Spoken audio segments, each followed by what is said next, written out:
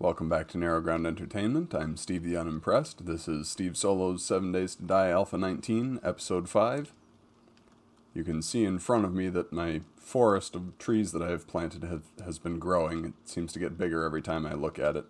I need to cut some of those down. What I plan to do for today's episode is run over to my horde base and start making some repairs to the columns over there. That way it'll be done when we get to day 21 and it's time to fight the next horde. I won't have to worry about it the day before, or the day of. For that, I'm going to come down here and collect some of the food that I've been cooking. I've been trying to establish here whether it was better to keep cooking corn bread or switch to corn on the cob as a low-level fuel or low-level food source so that I could preserve my eggs instead of continuing to cook bacon and eggs all the time. I would like to start holding on to my eggs until I'm able to make blueberry and pumpkin pies, because those are going to be better. Cornbread and cornmeal, cornbread and corn on the cob, rather, both only need water and corn to cook. Cornbread has one extra step, which is that you have to turn it into cornmeal, and you can use cornmeal for some of the other foods in the game, or it's part of some of the other foods in the game. However, if you're just trying to acquire a low-level food source, turns out the corn on the cob is slightly better. And I had to make at least one of each to determine that, so I made one cornbread and one corn on the cob, and discovered that the corn on the cob was one more food, so I made corn on the cob for the rest. I'm going to go ahead and eat the cornbread, and maybe one or two of the corn on the cob. You can see my green food bar down there on the bottom below my weapons refilled a little bit, but not very much. So we'll see whether that's a sustainable way to feed myself in the long run. I just need to feed myself long enough that my pumpkins and blueberries start producing, and then I will switch to using those. But that's going to be a little while yet, because I need quite a few more to make enough seeds. For now, I'm going to head over to the fortifications and see what I can accomplish over there.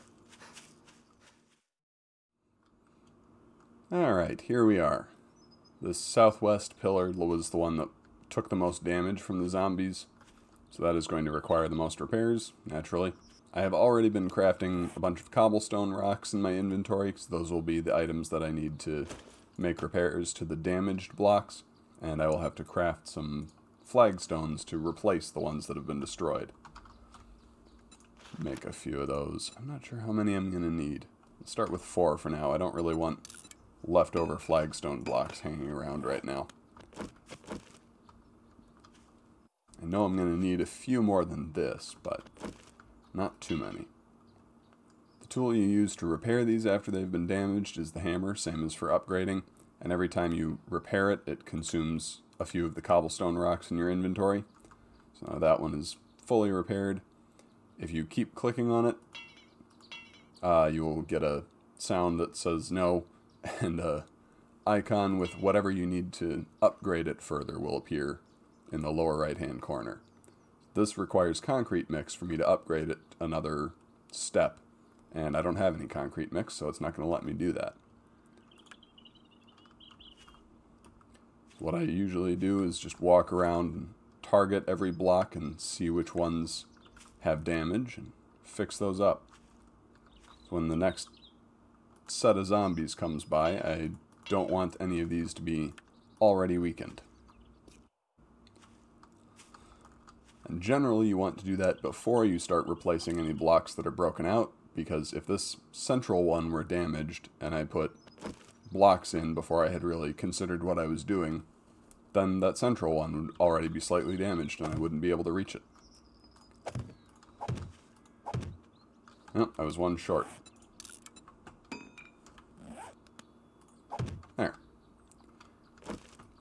I'm going to upgrade this bottom one, and then I'm going to upgrade the third layer up, since we saw in the last horde episode that they were able to damage this third layer of blocks.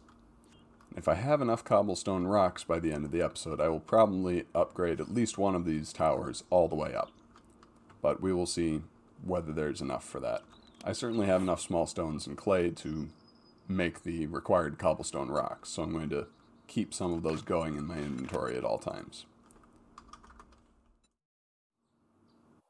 All my towers are now back to at least the condition they were in when I built them originally, so I'm going to go around the rest of them and upgrade at least the third layer for all four. And then I'm going to probably pick one and see if I can upgrade it all the way up. I don't know if I'm going to spend the entire episode trying to do that. I think I will reach a bottleneck at some point where I can't make cobblestone rocks fast enough. If I had made more of them in advance, I would probably be able to do that without it costing a significant amount of time, but I wasn't thinking that far ahead. Well, this was as far as I got. The two eastern pillars are completely upgraded, and the two western pillars, well, one of them is about halfway there, and the other one is still in progress. Did I miss repairing something over here? Yes, I did. There we go. This is one of the reasons why it's good to try and give your fortifications some attention in the middle of the week. If you are lacking supplies to complete some upgrade you wanted to complete, then you'll know about it, and you have the rest of the week to gather supplies and finish off the work. It's also a good habit to get into early on in the game, because later in the game when you start making fortifications out of concrete, they actually require a little bit of time to set. The more complex a structure you're building out of concrete, the longer it's going to take for all of the blocks to set, because I believe that it's a little bit, well, I don't believe, I know it's a little bit random how and when exactly the concrete blocks set.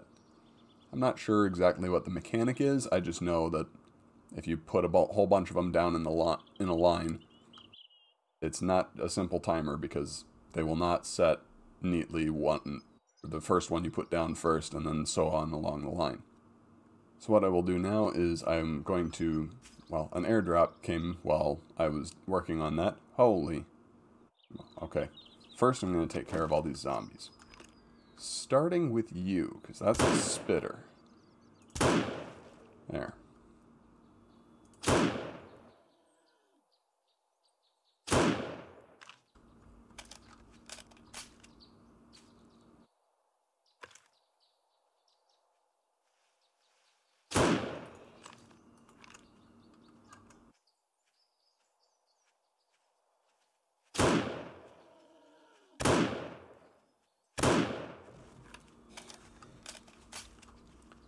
Bunch of them this time. Oh, this one's feral.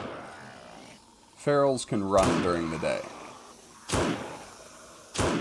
So when you see one running at you, you might want to take care of that one first. Yep, missed.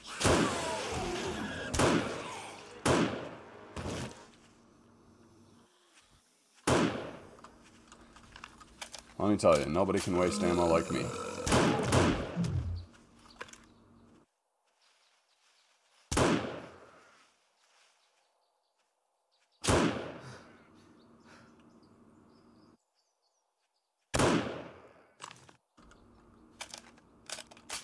There. I leveled up during that. Which reminds me, I need to spend my skill points because I haven't been spending them for a while. I've leveled up 5 times without buying any new perks. Since I have 5 skill points available, and that will buy me the next 3 levels of the perception attribute, I'm just going to spend all of those on the perception attribute. Because unlike the regular skills over here, the next level always costs 1 skill point, but the attributes kind of scale as you go up. Later in the game, as the amount of experience you need to reach the next level goes up, it gets harder to accumulate a cache of skill points. So, if you wind up with a cache of them earlier in the game, sometimes it's better to use it to increase an attribute, even though there's less immediate benefit. What I'm going to do now is head towards that airdrop, which is off here in an area that I haven't explored.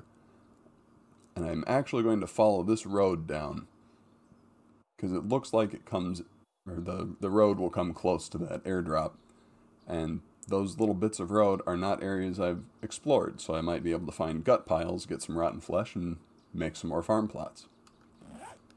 And while I am on the way, I will craft some more cobblestone rocks in my inventory. Here's my airdrop. Oop, I hear a zombie.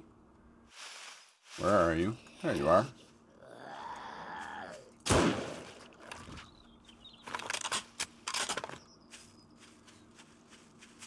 Oh, there's a zombie next to it, too.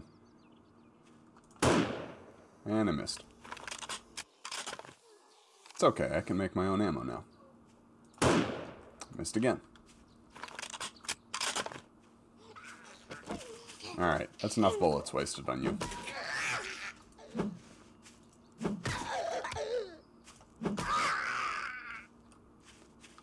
What do we have in here? Bunch of stuff. Bunch of beakers. And quite a bit of canned food. I may actually start using my canned food while I'm trying to raise up my pumpkins and blueberries, because I have quite a lot of canned food. I usually try and save that to sell to the trader, but let's be honest, I don't really need the Duke's Casino tokens that much right now. With that airdrop gathered in, I think I'm going to continue down this road a little bit further, because so far I did not find any gut piles. I might investigate whatever this structure is right here and see if I can find any of that sort of thing there. It's not like I have anything better to do, and I can keep some cobblestone rocks going in my inventory while I do that. Well, I'm not sure how much of it I'll show, but this area turned out to be a little bit disappointing. I didn't find a single gut pile in all of this. I did explore all these little side roads and found that there's another, or this road continues down into the desert biome that I discovered a couple episodes ago. So it's good to know about it at least. I'm not going to try to raid either of these buildings because my inventory is already a little bit overfull and it's getting late in the day. Instead, I'm going to head back to base and we'll see what we can accomplish around there. I am back at base and I have cleaned out my inventory somewhat. One thing I ran across on my way home was a blunderbuss that is quality 6. And I had said in a previous episode that I was pretty much done using blunderbusses and I was going to sell off the ones that I had. I think I'm actually going to keep this one. Quality level 6 is the highest quality level, and the player can't actually craft those. You have to find them, and they're a little bit rare. So even though I have no real plans to be using a blunderbuss anymore, I am going to save this one. And since it repairs with a short iron pipe, I'm going to go ahead and repair it so that it's at full health. Just in case, for whatever reason, I somehow have need of a blunderbuss. Sort of the same thing with the quality 6 stone shovel. Do I really need a stone shovel anymore? No, I have an iron one. But it's quality 6. Maybe I'm just a magpie and don't like throwing things away. It's probably that. My decision to start using some of my canned food as food instead of as an item to sell to the traders also may have come at a good time, because all the corn that I cooked at the beginning of the episode is now gone, and it has barely made a dent in my hunger bar. So, might as well start using the salmon, because I have a bunch of those. I've found 12 cans of salmon so far that I had saved. Each one of those is good for 15 food, so might as well use them. The canned chili I also have a bunch of. I think I have 10 of those, but they also are good for 15 food if you just eat the canned chili. And they can be used in one of the more advanced cooking recipes to make chili dogs. So I'm going to hold on to those for the time being. I don't remember whether I really found chili dogs all that beneficial, but I'll hold on to them. I heard something outside. Let's see if we can figure out what it was.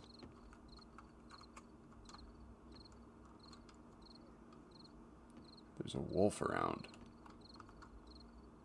Where around? Well, wherever it is, I can't quite spot it, and apparently it can't quite spot me because it's not running at me and trying to break into the walls. So, I'm going to ignore it for now and get to doing some mining. Well, that's where we'll wrap up this episode. We got a fair bit done. In the next episode, I will probably go back over and finish off my upgrades to the fortifications. I should have enough cobblestone rocks now to finish off the rest of those towers. I will also check on the farms because I should have, they should finish growing tomorrow. And I will have enough pumpkins and blueberries to get another seed of each of those. And I'll probably get some more corn and or coffee going as well. And if that wolf is still outside in the morning, we'll deal with him too. Thank you for watching. Give the video a like if you enjoyed it. Subscribe to my channel to see more content from me. And if you want to help my channel grow, please share it with your friends. Goodbye and God bless.